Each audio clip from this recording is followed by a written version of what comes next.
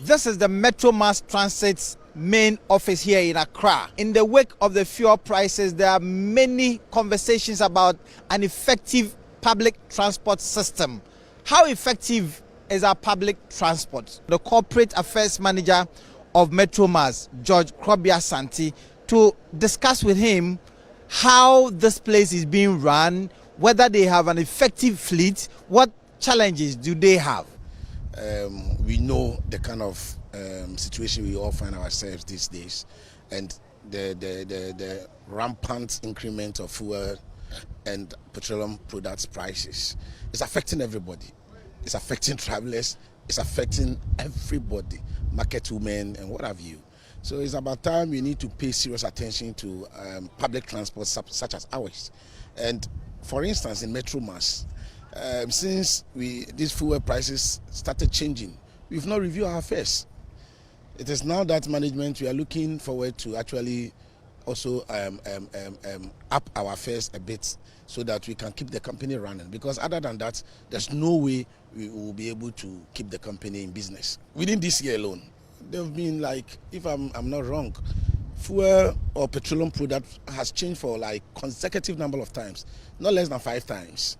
And we've not reviewed our fares. We're still taking the old fares.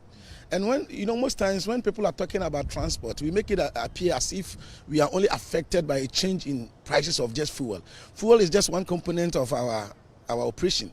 We have other components such as lubricants, the oils we use, spare parts, and all of these things have gone up. Every aspect, every component of our operation have gone up. So we are at this time we are calling on the central government to actually pay serious attention to Metro Mass, because when we get to a worst case scenario, or in a worst case scenario, I mean the only or the proper or the alternative means of transport will be the Metro Mass.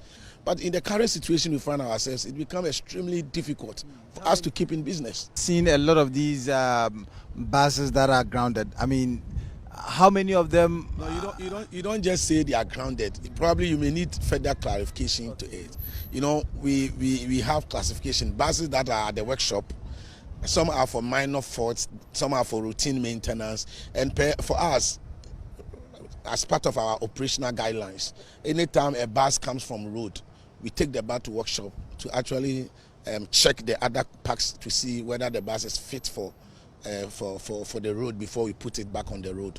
So most of these buses you see over there are not buses that are grounded. These are buses, some of them are due for routine maintenance, others are for minor stuff, and those ones that are for major kind of maintenance, those are parked just behind.